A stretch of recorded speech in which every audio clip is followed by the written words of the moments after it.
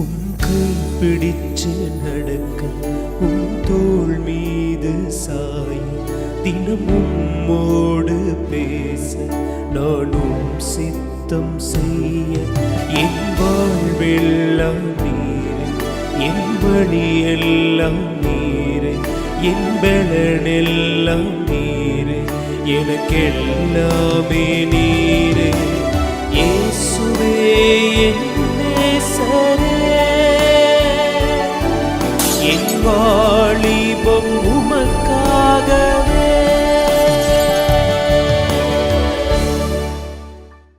ஆண்டவராகிய இயேசு கிறிஸ்துவின் நாமத்தினால இந்த நிகழ்ச்சியை பார்க்குறவங்க எல்லாத்துக்கும் சமாதானத்தின் வாழ்த்துக்கள். உங்களுக்கு சமாதானம், உங்களுக்கு சமாதானம், உங்களுக்கு சமாதானம் இயேசு தருகிறார். உள்ளத்திலே சமாதானம், இல்லத்திலே சமாதானம், தேசத்திலே சமாதானம் இயேசு தருகிறார். உங்களுக்கு சமாதானம், உங்களுக்கு சமாதானம், உங்களுக்கு சமாதானம் இயேசு தருகிறார். உள்ளத்திலே சமாதானம், இல்லத்திலே சமாதானம், தேசத்திலே சமாதானம் இயேசு தருகிறார். சமாதானம் சொல்லி பாடுறீங்களே, உலகத்தில் சமாதானம் எங்கே இருக்குது? அதனால தான் ஏசப்பா சொல்லியிருக்காங்க உலகத்தின் சமாதானத்துக்காக ஜெபிக்கணும்னு. நீங்களும் நானும் இந்த உலகத்தின் சமாதானத்துக்காக ஜெபிக்க ஆரம்பித்தோன்னா இந்த உலகத்தில் சமாதானம் ஈஸியாக வந்துடும். அப்போ சமாதானம் வரணும்னா ஏசப்பா நமக்குள்ளே வரணும், அப்படி தானே? ஆமாம், ஏசப்பா நமக்குள்ளே வர நம்ம என்ன செய்யணும்? நம்ம ஏசப்பாவை நோக்கி கூப்பிடும் போது ஏசப்பா நமக்குள்ளே வருவாங்க. அப்போ நம்ம ஏசப்பாவை ருசிச்சு பார்க்கலாம். என்னது, ருசிச்சு பார்க்கணுமா? இது தெரியாது அவனுக்கு. பைபிளில் கூட ஒரு வசனம் போட்டிருக்கு, கர்த்தர் நல்லவர் என்பதை ருசித்து பாருங்கள். நம்ம இருதயத்தில் ஏசப்பா வந்தால் நம்மளும் ஏசப்பாவை ருசித்து பார்க்கலாம். ஆமாம், உனக்கு இது தெரியாதா? லட்டு அம்மா இனிக்குது, சீனி போட்டா இனிக்குது, சீனி அம்மா இனிக்குது, கரும்பு சாறு இனிக்குது, கரும்பு அம்மா இனிக்குது, ஏசு பழச்சாறு இனிக்குது, ஏசு கூட இனிப்பாரா?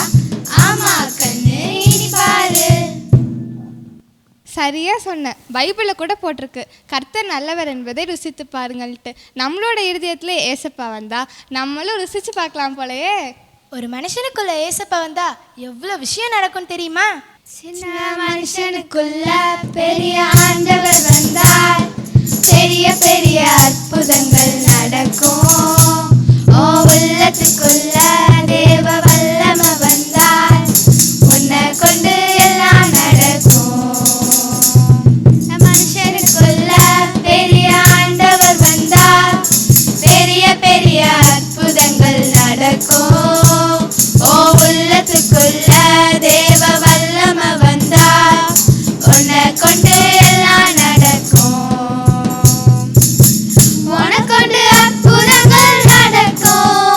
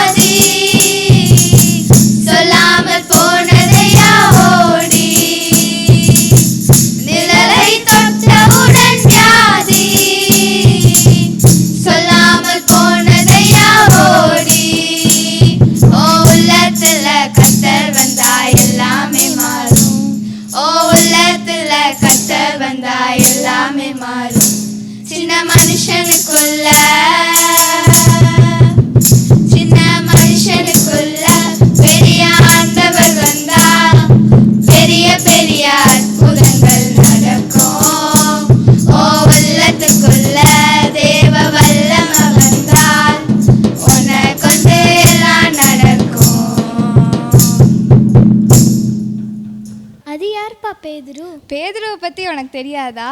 அவர் நிழல் பட்டதும் மறிச்சவங்க கூட எழுந்திருப்பாங்க. அப்படின்னு அவர் அவ்வளோ பெரிய ஆளாப்பா? அப்படிலாம் இல்லை, அவர் ஒரு சாதாரண ஆள் தான். மீன் பிடிக்கிற தொழிலில் தான் இருந்தாங்க. ஏசப்பா அவரோட இருதயத்தில் வந்தோடனே அவர் மூலமாக பெரிய அற்புதங்களையும் அடையாளங்களையும் செஞ்சாங்க. இன்றைக்கி நம்மளோட இருதயத்தில் ஏசப்பா வந்தாங்கன்னா நம்ம மூலமாகவும் ஏசப்பா பெரிய பெரிய அற்புதங்களையும் அடையாளங்களையும் செய்வாங்க. அப்போ ஏசப்பா வந்தால் அற்புதம் நடக்கும், அப்படி தானே சொல்கிறீங்க? ஆமாம். ஏசப்பா உங்க நாமத்தில் அற்புதங்கள் நடக்குது. ஏசப்பா உங்க நாமத்தில் அற்புதங்கள் நடக்குது. பேய்களோடுது, நோய்கள் தீருது. பேய்களோடுது, நோய்கள் தீருது. பாவங்கள் பறந்தோடுது, பாவங்கள் பறந்தோடுது. ஏசப்பா உங்க நாமத்தில் அற்புதங்கள் நடக்குது. ஏசப்பா உங்க நாமத்தில் அற்புதங்கள் நடக்குது. பேய்களோடுது, நோய்கள் தீருது. பேய்களோடுது, நோய்கள் தீருது. பாவங்கள் பறந்தோடுது, பாவங்கள் பறந்தோடுது. நம்மளால எதுவுமே முடியாது நினைச்சிட்டு இருக்கீங்களா? பேதுருவை பயன்படுத்தின ஆண்டவர் உங்களையும் பயன்படுத்த வல்லவரா இருக்காரு. கவலைப்படாதீங்க. ஏசப்பாவுக்கு படிச்சவங்க படிக்காதவங்க ஏழை பணக்காரன்னு வித்தியாசமே கிடையாது. ஏசப்பா நினைச்சா யாரை வேணாலும் உயர்த்தலாம். ஒரு மனுஷனுடைய இருதயத்தில் ஏசப்பா வந்தால் அந்த இருதயத்தில் உள்ள பாவமெல்லாம் போய் பரிசுத்தமாக மாறிடும். அப்படி தானே கிருபா சொல்கிற? ஏசப்பா நம்ம வாழ்க்கையில வந்தா பரிசுத்தம் வந்துடும், அப்படிதானே? கரெக்டாக சொன்ன ஜோடி. இப்போ நம்ம இந்த நிகழ்ச்சியை பார்க்குற அண்ணா அக்காக்கெலாம் ஒரு பாட்டு பாடிடலாமா?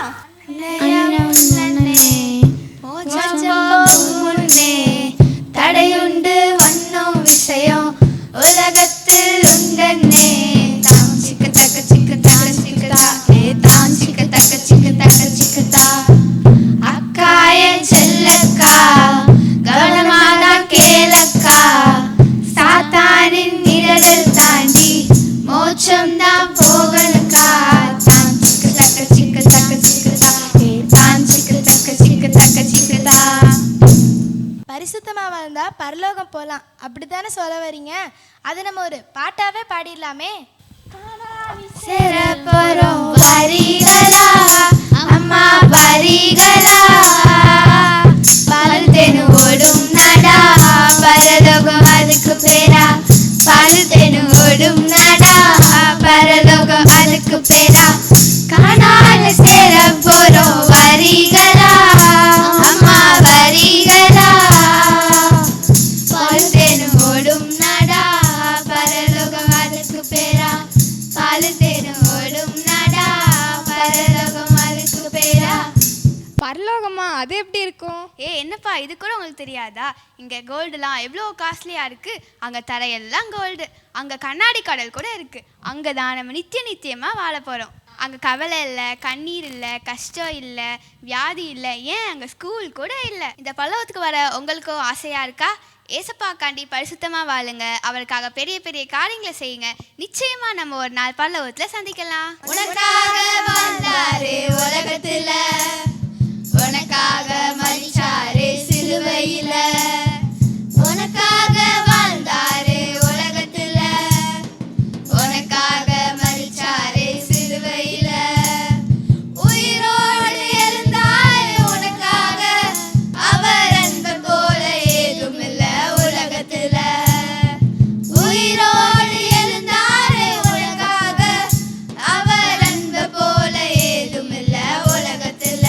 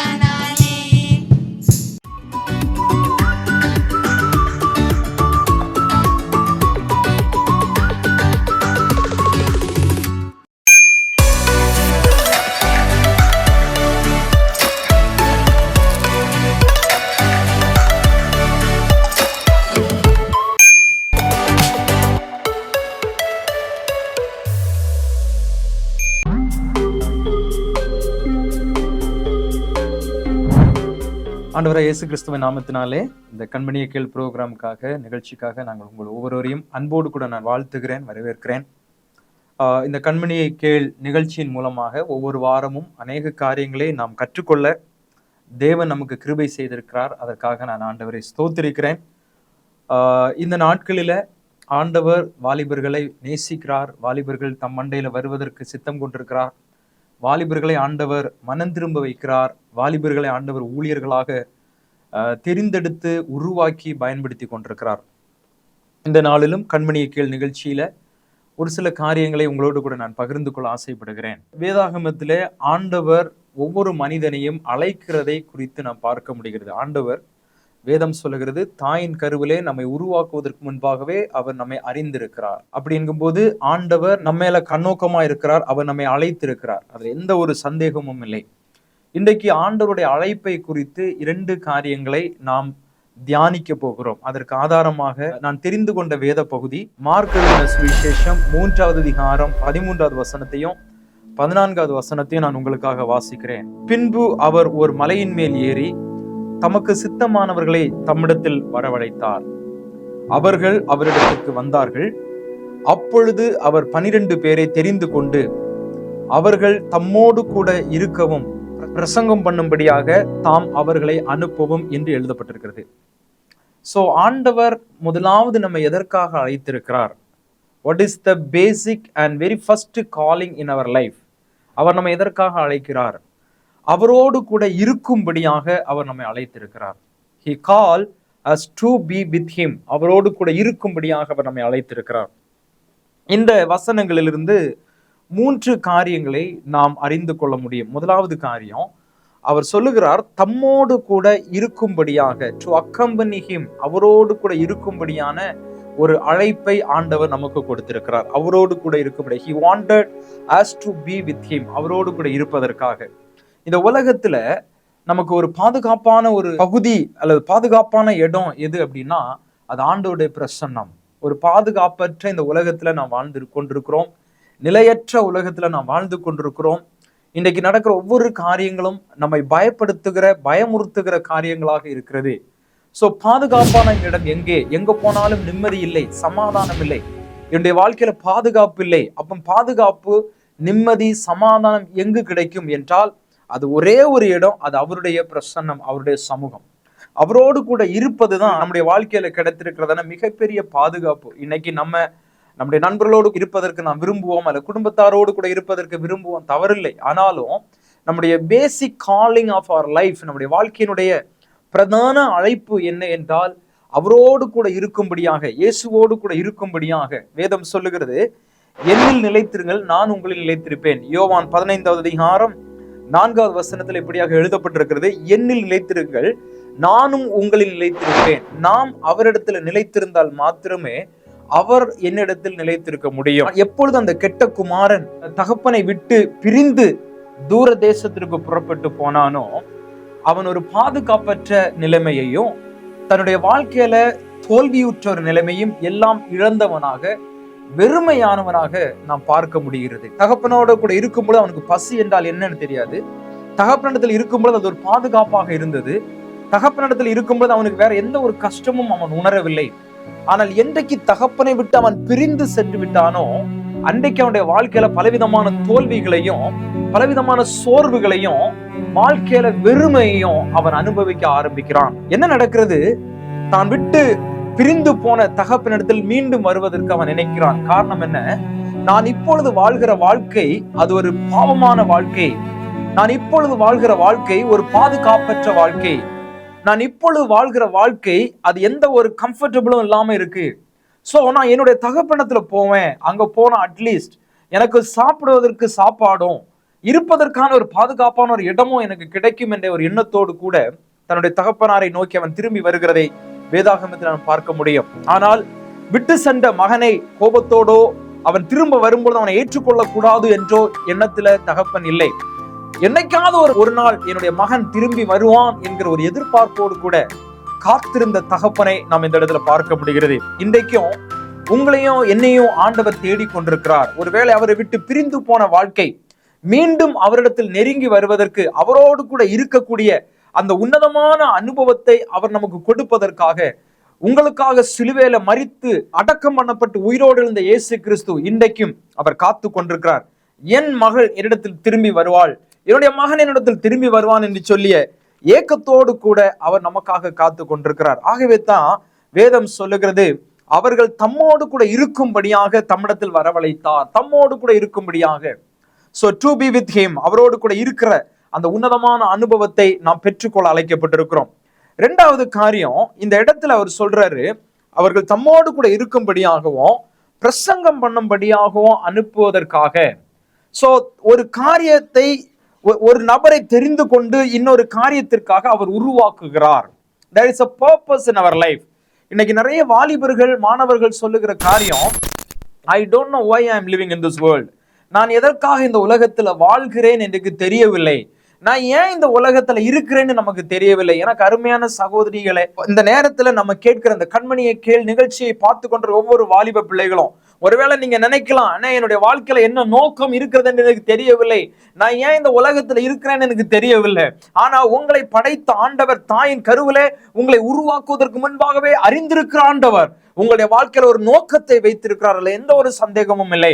இந்த 12 நபர்களை அவர் தம்மோடு கூட இருக்கும்படியாக தெரிந்து கொண்டது மாத்திரமல்லாமல் அவர்களை பிரசங்கம் பண்ண அனுப்புவதற்காக உருவாக்கி கொண்டிருக்கிறார். இன்றைக்கு உங்களையும் என்னையும் ஆண்டவர் அவருடைய திட்டத்திற்காக உருவாக்குகிறார், எந்த ஒரு சந்தேகமும் இல்லை. அவருடைய நோக்கம் நம்முடைய வாழ்க்கையில் நிறைவேறுவதற்காக ஆண்டவர் நம்மை உருவாக்குகிறவராக காணப்படுகிறதை நாம் அறிகிறோம். There is a purpose in our life. So he called us to be with him. அவரோடு கூட இருப்பதற்காக நம்ம அழைத்திருக்கிறார். God is making us for some purpose. நம்மை ஒரு நோக்கத்திற்காக அவர் உருவாக்குகிறார். மூன்றாவது என்ன எழுதியிருக்கு, அதுல போட்டிருக்கு, மலையின் மேல் ஏறி தமக்கு சித்தமானவர்களை தம்மிடத்தில் வரவழைத்தார். எல்லாரையும் அவர் வரவழைக்கல. அப்படின்னா என்ன அர்த்தம்? There was a large group. There were a large group. ஒரு பெரிய ஒரு கூட்டத்தின் மத்தியிலிருந்து 12 நபர்களை தெரிந்து கொள்கிறார், சித்தமானவர்களை தெரிந்து கொள்ளுகிறார். அப்படின்னா என்ன அர்த்தம்? நீங்களும் நானும் அவருடைய பார்வைக்கு சித்தமானவர்கள். நம்மை ஒரு ஸ்பெஷலாக ஆண்டவர் நம்மை பார்த்திருக்கிறார். We are special to his sight. அவருக்கு சித்தமானவர்களாக நாம் இருக்கிறோம். நான் யோசிக்கலாம், இன்னைக்கு என்னை நேசிப்பதற்கு யாரும் அல்ல, அல்ல என்னிடத்தில் பழகுவதற்கு யாரும் அல்ல, என்னை புரிந்து கொள்வதற்கு யாரும் அல்ல என்று நம்ம நினைக்கலாம். ஆனா யோசித்து பாருங்க, உங்களையும் என்னையும் படைத்தவர், இந்த உலகத்தை படைத்த ஆண்டவர், அவருடைய பார்வைக்கு அவருக்கு நாம் பிரியமானவர்களாய், சித்தமானவர்களாய் நாம் காணப்படுகிறோம். There is a special calling for special people. ஒரு சிறப்பான அழைப்புதலை ஆண்டவர் சிறப்பானவர்களுக்கு கொடுத்து கொண்டிருக்கிறார். இன்னைக்கு அந்த சிறப்பானவர்களில நீங்களும் நானும் இருக்கிறோம் என்பதுல எந்த ஒரு சந்தேகமும் இல்லை. We are special to his sight. நாம் அவருடைய பார்வைக்கு சிறப்பானவர்கள். ஆண்டவர் அப்படியாக நம்மை தெரிந்து கொண்டிருக்கிறார். சோ வேதம் சொல்லுகிறது, அவரோடு கூட நாம் இருக்கும் பொழுது என்ன நடக்கும்? அவரோடு கூட இருக்கும் பொழுது ஆண்டவருக்கு என்ன பிடிக்கும் என்பதை நம்ம அறிந்து கொள்ள முடியும். ஒருவேளை நம் நண்பர்களா இருக்கும் பொழுதோ அல்லது குடும்ப உறவினர்களா இருக்கும் பொழுதோ ஒருவர் நாம் நெருங்கி பழகும் பொழுது அவர்களுக்கு என்ன பிடிக்கும் என்ன பிடிக்காது என்பது நமக்கு தெரியும். ஒருவேளை அவங்களை நான் முறையா நான் பார்க்கிறேன், அவங்களை பற்றி எனக்கு எதுவுமே தெரியாதுன்னா அவங்களுக்கு என்ன பிடிக்கும், அவங்க எப்படி சாப்பிடுவாங்க, என்ன சாப்பிடுவாங்க, எதுவுமே நமக்கு தெரியாது. ஆனா நம்ம ஒரே வீட்டுல இருக்கும் பொழுது, ஒருத்தர் நெருங்கி பழகும் பொழுது அவர்களுக்கு, நம்ம நெருங்கி இருக்கிறவர்களுக்கு என்ன பிடிக்கும் என்பதை நாம் அறிந்து கொள்ள முடியும், என்ன பிடிக்காது என்பதை நாம் அறிந்து கொள்ள முடியும். அதே போலதான் இயேசு கிறிஸ்துவோடு கூட நாம் இருக்கும் பொழுது அவருக்கு என்ன பிடிக்கும் என்பதை நாம் முதலாவது தெரிந்து கொள்வோம். என்னுடைய வாழ்க்கையை நான் எப்படி வாழ்ந்தால் இயேசுவுக்கு பிடிக்கும், நான் இயேசுவோடு கூட இருக்கிறேன், அவரோடு கூட இருக்கும் பொழுது அவரை குறித்து நான் அறிந்து கொள்கிறேன், நான் எப்படி பேசுவது என் தேவனுக்கு பிடிக்கும், நான் எப்படி வாழ்வது என் ஆண்டவருக்கு பிடிக்கும், நான் என்ன செய்தா என் ஆண்டவருக்கு பிடிக்கும் என்கிற அறிவை நாம் பெற்றுக்கொள்ள முடியும். ஆகவே ஆண்டவரோடு கூட நெருங்கி இருக்கும் பொழுது நமக்கு கிடைக்கிற முதலாவது ஆசீர்வாதம் என்ன? அவரை நாம் அறிந்து கொள்ளும் பொழுது அவர் எப்படிப்பட்ட வாழ்க்கை என்னிடத்தில் விரும்புகிறார் என்பதை நாம் அறிந்து அப்படிப்பட்ட ஒரு வாழ்க்கை வாழ்வதற்கு உதவியாக இருக்கும். இரண்டாவது காரியம், அவரோடு கூட இருக்கும் பொழுது நாம் அவரை போல மாறிக்கொண்டே இருப்போமாம். அவரை போல மாறிக்கொண்ட இயேசு எப்படி சிந்திக்கிறார், இயேசு எப்படி பேசுகிறார், இயேசு எப்படி செயல்படுகிறார், இயேசு எப்படி வாழ்கிறார் என்று சொல்லி அவரை போல, அவருடைய குணாதிசயங்களை படைத்தவர்களாய் நாம் அவரை போல நாம் வாழ முடியும். இந்த ரெண்டு ஆசீர்வாதங்களும் நம்முடைய வாழ்க்கையில இயேசுவை நெருங்கி இருக்கும் பொழுது கிடைக்கும். முதலாவது காரியம், அவரை பிரியப்படுத்துகிற ஒரு வாழ்க்கை வாழ்வதற்கு பிரயோஜனமா இருக்கும். இயேசுவோடு கூட நம்ம நெருங்கி இருக்கும் பொழுது யோசித்து பாருங்க, யோபு யோபுவை சோதிப்பதற்காக சாத்தான் நெருங்கி வரும் பொழுது அவன் ஆண்டவரிடத்துல பெர்மிஷன் கேட்கிறான், அனுமதி கேட்கிறான். என்ன அனுமதி கேட்கிறான்? அவனை நான் சோதிக்கலாமா, அவனுக்கு நான் கஷ்டத்தை கொடுக்கலாமா? ஏன் அனுமதி கேட்கிறான்னா, சாத்தானால அவனுடைய வாழ்க்கையில தேவனுடைய அனுமதி இன்று பிரவேசிக்க முடியவில்லை. காரணம் என்ன? வேதம் சொல்லுகிறது, யோபு உத்தமனும் சன்மார்க்கனுமாய் தேவனுக்கு பிரியமான ஒரு வாழ்க்கை வாழ்ந்து தேவனோடு கூட நெருங்கி வாழ்கிற ஒரு வாழ்க்கை வாழ்ந்ததுனால சாத்தானால கூட யோபுடைய வாழ்க்கையில பிரவேசிக்க முடியவில்லை. எனக்கு அருமையான சகோதரிகளே, இந்த நிகழ்ச்சியை பார்த்து கொண்டிருக்க உங்களுடைய வாழ்க்கையில நம்ம இயேசுவோடு கூட நெருங்கி நிற்கும் பொழுது நமக்கு எதிரியாக இருக்கிற சாத்தான் நம்மை நெருங்கி வருவதற்கு அவன் யோசிப்பான். He cannot come just like that. If we are closer to God, if we are staying in the presence of God, devil cannot touch our life. He don't have any authority to touch our life. நம்முடைய வாழ்க்கையை தொடுவதற்கு அவனுக்கு எந்த ஒரு அனுமதியும் கொடுக்கப்படவில்லை. இயேசுவோடு கூட இருப்பது பாதுகாப்பு. எப்பொழுது எதிரி நம்மை சோதிப்பான், எப்பொழுது சாத்தான் என்னுடைய வாழ்க்கையில பிரச்சனைகளை கொண்டு வரான், எப்ப நான் இயேசுவை விட்டு பிரிந்து இருக்கிறனோ, எப்பொழுது நான் இயேசுவை விட்டு தூரம் போகிறனோ, அப்பொழுதுதான் என்னுடைய வாழ்க்கையில பிரச்சனைகள் பெருகும். அந்த கெட்ட குமாரனுடைய கதையிலையும் தகப்பனோடு கூட இருக்கும்போது அவனுக்கு பசி என்றால் என்னன்னு தெரியாது, கஷ்டங்கள் என்னன்னு தெரியாது. எப்ப தகப்பனை விட்டு பிரிந்து தூர தேசத்திற்கு போகிறானோ அங்க அவனுக்கு உதவி செய்வார் யாரும் இல்லை. தகப்பனை போல் நேசிப்பதற்கு யாரும் இல்லை. தகப்பனை போல் அவனிடத்தில் கரிசனை வைப்பதற்கு யாரும் இல்லை. தகப்பனை போல் அவனை பொறுப்பாய் கவனிப்பதற்கு யாரும் இல்லை. எனக்கு அருமையானவர்களே, இயேசுவோடு கூட நம்ம இருக்கும் பொழுது, இயேசுடைய அருகாமையில, இயேசுடைய பக்கத்துல நாம் இருக்கும் பொழுது அது நமக்கு பாதுகாப்பு. ஆகவே தான் தாவீது சொல்லுகிறார், என்னுடைய தேவனை நான் எனது வலது பார்சத்துல வைத்திருக்கிறேன். என்னுடைய வலது பார்சத்துல என் தேவன் இருக்கிற, என்னோடு கூட அவர் இருக்கிறார். நான் எங்க போனாலும் என் தேவன் என்னோடு கூட வருகிறார். அவர் சொல்றாரு, உன் போக்கிலும் வரத்திலையும் நான் உன் கூட இருப்பேன்னு சொல்றாரு. இன்னைக்கு வாலிப பருவத்துல, இந்த பொல்லாங்கான உலகத்துல, பாவம் நிறைந்த உலகத்துல வாழ்ந்து கொண்டிருக்கிற நம்முடைய வாழ்க்கையில ஒரு பாதுகாப்பான இடம் எது தெரியுமா? இயேசுனுடைய சமூகம். அந்த இயேசுனுடைய சமூகத்துல வாழ்வதற்கு நம்மை ஒப்பு கொடுக்கலாமா? இரண்டாவது காரியம், கால் டு ஃபாலோ ஹிம். இயேசுவை பின் தொடர்வதற்காக நாம் அழைக்கப்பட்டிருக்கோம். முதலாவது சொன்னேன், இயேசுவோடு கூட இருப்பதற்காக நாம் அழைக்கப்பட்டிருக்கிறோம். இரண்டாவது காரியம், இயேசுவை பின்பற்றுவதற்காக நாம் அழைக்கப்பட்டிருக்கிறோம். மத்தேயு எழுதின சுவிசேஷம் 4வது அதிகாரம் 19வது வசனத்தை நான் உங்களுக்காக வாசிக்கிறேன். இப்படியாக எழுதப்பட்டிருக்கிறது, என் பின்னே வாருங்கள், உங்களை மனுஷரை பிடிக்கிறவர்களாக்குவேன் என்று எழுதப்பட்டிருக்கிறது. என் பின்னே வாருங்கள். ஆண்டவர் நம்ம எதற்காக அழைத்திருக்கிறார்? என் பின்னே வாருங்கள். ஆண்டவர் ஒருவேளை நமக்கு ஒரு சரியான ஓகே இப்படிதான் நீங்க வாழணும் அப்படின்னு சொல்லிட்டு ஒரு வாழ்க்கையை நமக்கு காமிக்கல. என் பின்னே வாருங்கள். As I am living a life, you live like that. என்னை போல நீங்கள் வாழுங்கள். நான் நடந்து போகிற பாதையில நீங்களும் நடந்து வாருங்கள். நான் இப்படியாக யோசித்தேன். He said, follow me with greater right proper direction. அவர் எனக்கு எப்படிப்பட்ட ஒரு அழைப்பை கொடுத்திருக்கிறார். ஆண்டவர் எனக்கு ஒரு சரியான ஒரு திசையை காண்பிக்கிறார். அப்படி வாழு அல்லது இப்படி வாழு, அங்கே போ, அப்படி அல்ல, என் பின்னே வா. அவரோடு கூட நடக்கிற, அவருடைய அடிச்சுவடுகளை பின்பற்றுகிற அந்த உன்னதமான அனுபவத்தை ஆண்டவர் எனக்கு கொடுத்திருக்கிறார். இன்றைக்கு இந்த உலகம் இன்னைக்கு அநேக டைரக்ஷன்ஸை காமிக்கிறது. விசேஷமாக வாலிப பருவத்தில் இருக்கிற உங்களுக்கு அநேக திசைகளை இந்த உலகம் காண்பிக்கிறது.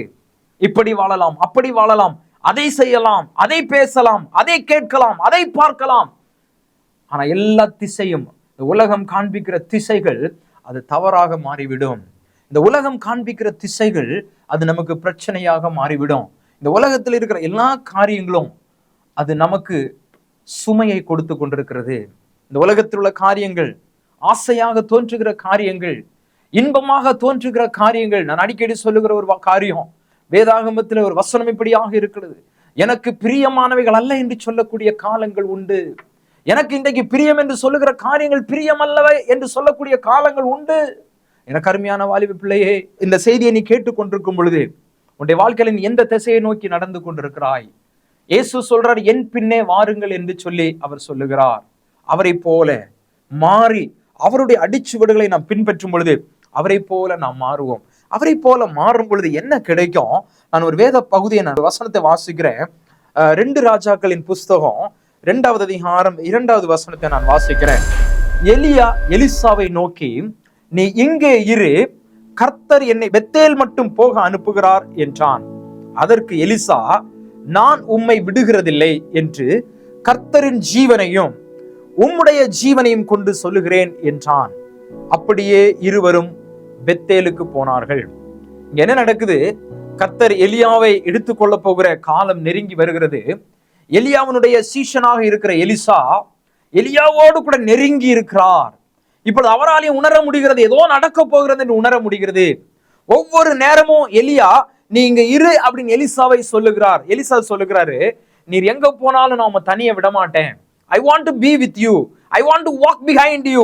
உங்க கூட நான் நடக்கணும், உங்க பின்னாடியே நான் வருவேன், நீங்க எங்க போனாலும் உங்க பின்னாடியே நான் வருவேன் அப்படின்னு சொல்லி அவர் சொல்றாரு. வருவேன் அப்படின்னு சொல்லிட்டு கர்த்தருடைய ஜீவனை கொண்டு நான் சத்தியம் பண்ணுகிறேன், கர்த்தருடைய ஜீவனை கொண்டு நான் சொல்லுகிறேன், நீங்க எங்க போனாலும் நான் உங்க கூட தான் வருவேன். என்ன நடக்குது?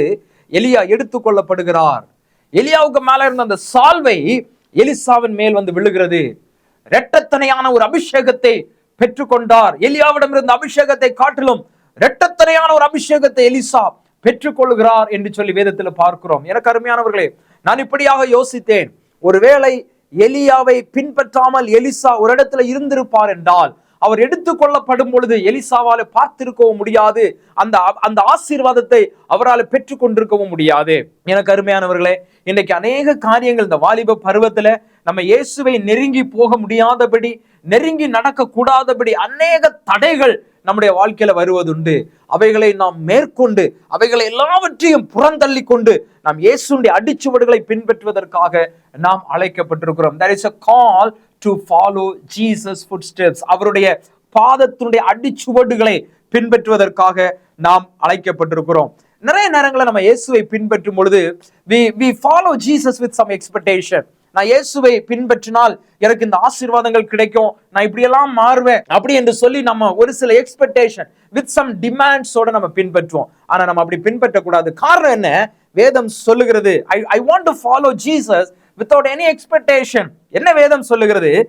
பிலிப்பியர் 4வது அதிகாரம் 19வது வசனத்துல இப்படியாக எழுதப்பட்டிருக்கிறது, என் தேவன் தம்முடைய ஐஸ்வர்யத்தின்படி உங்கள் குறைவை எல்லாம் கிறிஸ்து இயேசுவுக்குள் மகிமையிலே நிறைவாக்குவார். நம்முடைய குறைவுகள் எல்லாம் இயேசுடைய அடிச்சுவடுகளை நாம் பின்பற்றி செல்லும் பொழுது நம்முடைய வாழ்க்கையில என்னென்ன குறைவுகள் இருக்கிறதோ அந்த குறைவை எல்லாம் அவர் கிறிஸ்து இயேசுவுக்குள் மகிமையிலே அவர் நிறைவேற்றுவார்.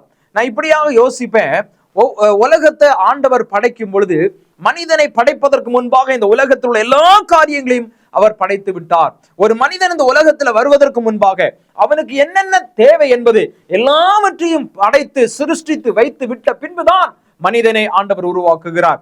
நீங்களும் நானும் நம்முடைய தாயின் வயிற்றிலிருந்து இந்த உலகத்திற்கு வருவதற்கு முன்பாகவே இந்த உலகத்துல நமக்கு என்னென்ன தேவை, என்ற வாழ்க்கையில என்னென்ன தேவை என்பது எல்லாம் அவருக்கு தெரிந்து எல்லாம் எனக்காக ஆயத்தமாக்கப்பட்ட பின்பு மட்டுமே தான் நான் இந்த உலகத்துல வந்திருக்கிறேன் என்கிற விசுவாசம் எனக்கு இருக்கிறது. எனக்கு அருமையான சகோதரிகளை, இந்த கண்மணியை கேள் புரோகிராமை பார்த்து கொண்டிருக்கிற உங்களுடைய வாழ்க்கையில நீங்க நினைக்கலாம், இயேசுவை பின்பற்றினா என்னுடைய வாழ்க்கையில என்ன நடக்கும், இயேசுவை பின்பற்றினா எனக்கு என்ன நடக்கும், இயேசுவோடு கூட இருக்கும் பொழுது நாம் அவரை போல மாறுவோம், அவருடைய குணாதிசயங்களை நாம் கற்றுக்கொள்வோம், இயேசுக்கு பிரியமான ஒரு வாழ்க்கை வாழ்வோம் என்று நான் சொன்னேன். இயேசுவை நாம் பின்பற்றும் பொழுது என்ன நடக்கும்? நம்முடைய வாழ்க்கையினுடைய எல்லா குறைவெல்லாம் அவர் நிவர்த்தி செய்து கொண்ட வாழ்க்கையில சின்ன சின்ன குறைவுகள் வரும். Sometimes we slip in our lives. நம்முடைய வாழ்க்கையில நம்ம தோற்று போவோம், நம்முடைய வாழ்க்கையில பாவம் செய்து விழுந்து விடுவோம். ஆனாலும் இயேசுவை பின்பற்றும் பொழுது நாம் விழுந்து போன நேரத்திலும் கரம் பிடித்து நம்மை தூக்கி நடத்த அவர் சுத்தமுள்ள தேவனாக இருக்கிறார். இந்த வாழ்க்கையில இன்றைக்கு கேட்டுக்கொண்டிருக்கிற நீங்கள் உங்களுடைய வாழ்க்கையில எங்கேயாவது விழுந்து போயிருக்கிறீர்களா?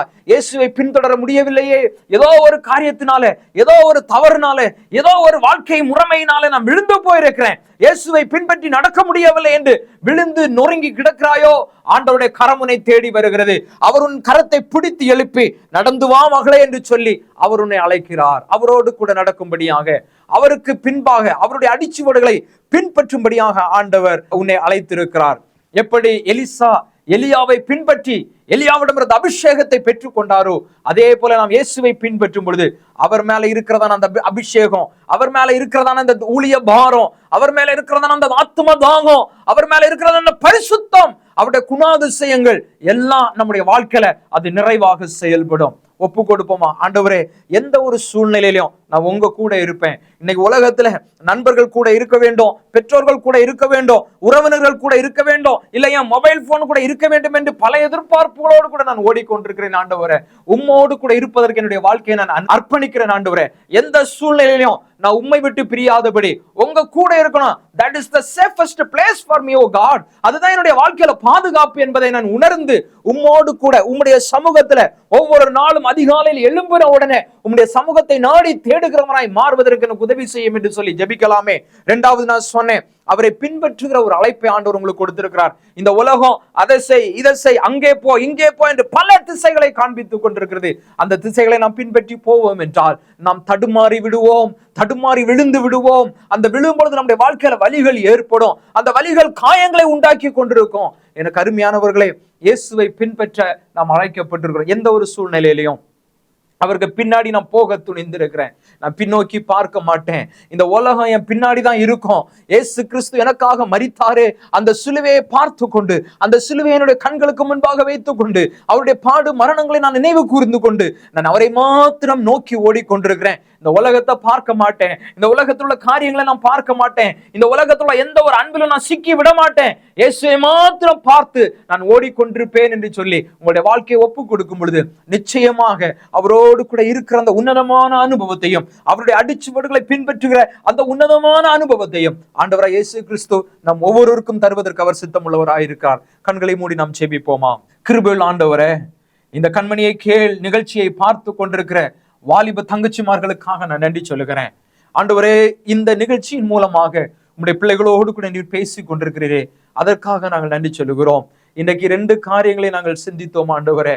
ஆண்டவரே, நீர் எங்களை ஒரு ஸ்பெஷலாக சிறப்பானவர்களாக நீர் எங்களை அழைத்திருக்கிறீர் ஆண்டவரே. உமக்கு சித்தமானவர்களாக நீர் எங்களை தெரிந்து கொண்டிருக்கிறீர் ஆண்டவரே. ஆண்டவரே, எங்களுடைய வாழ்க்கையில ஒரு நோக்கத்தை வைத்து நீர் எங்களை தெரிந்து கொண்டிருக்கிறீர். எங்களுடைய வாழ்க்கையில ஏதோ ஒரு காரியத்தை எதிர்பார்க்கிறீர் ஆண்டவரே.